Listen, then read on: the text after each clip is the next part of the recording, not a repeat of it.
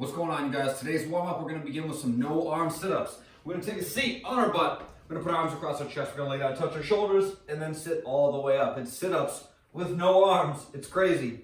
Once we get done with those, we're going to start into some hollow rocks, okay? If you struggle with hollow rocks, keep your knees bent, keep your arms alongside your hips like so. If you feel fine with them, put your arms up overhead, lock your knees, point your toes. We're rolling on the small of our back for these. After that, plank extensions. There's two options for these. The more entry-level version would be on your hands and knees. You're going to extend opposite arm and leg, touch underneath you, and then stand back out and switch sides. Okay, that would be the more entry-level version.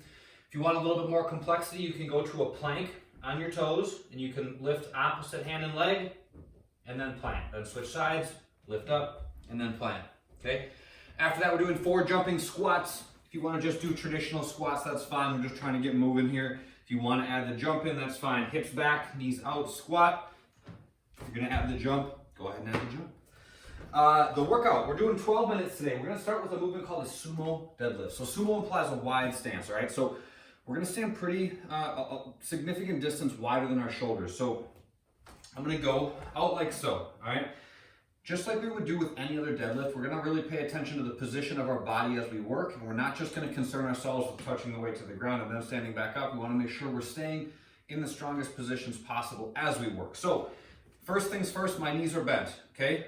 Just like anything, I don't want my knees to be caving in. I want my knees to be pushing apart. So that's where I start. I'm going to pack my shoulders, squeeze my belly, bend my knees, and then I'm lowering down. If I had weights in my hands, I'm lowering down till the weights touch the ground. I don't even know if I could go that low without rounding my back in that sumo stance.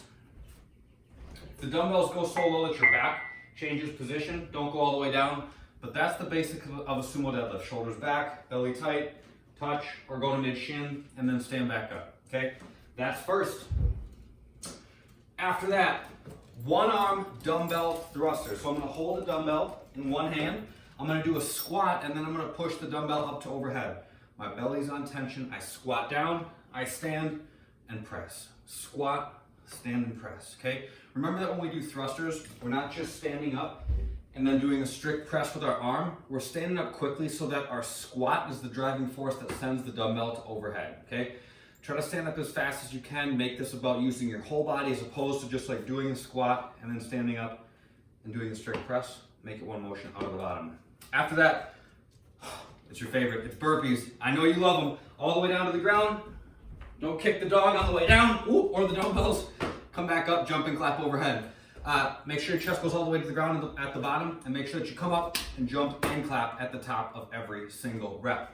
That's the equipment version of this thing. The body weight in quotes today, is gonna require a little bit of creativity, okay? To do the sumo deadlifts that I want you guys to do, we're gonna have to find something that you can sumo deadlift. This does not have to be some massive object or incredibly heavy. I grabbed a couple buckets of paint, okay? These would work, all right?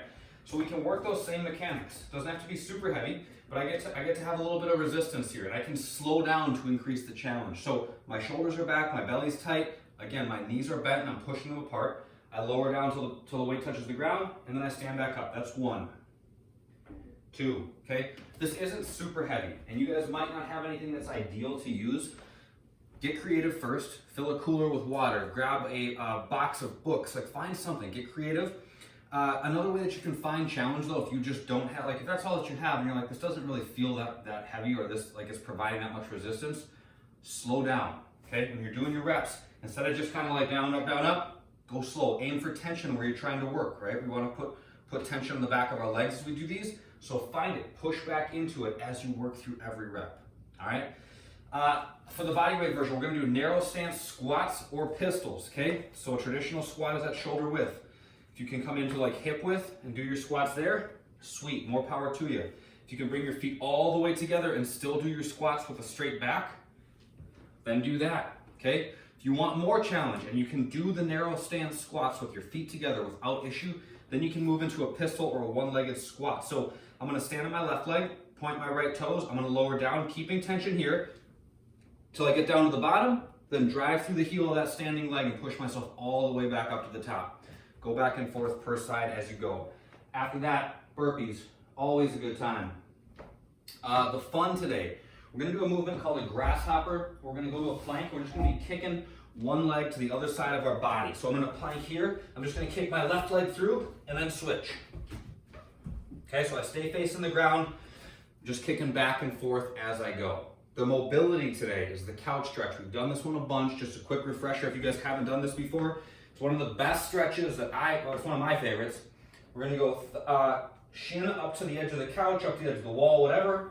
Other foot goes out in front of you. I hope you guys can see this. Just like so. I'm pushing my hip down towards the ground, just getting a stretch through my hip flexors, through the front of the leg that's back behind me. That's it for today. Have a good one, you guys. Enjoy the workout. Later.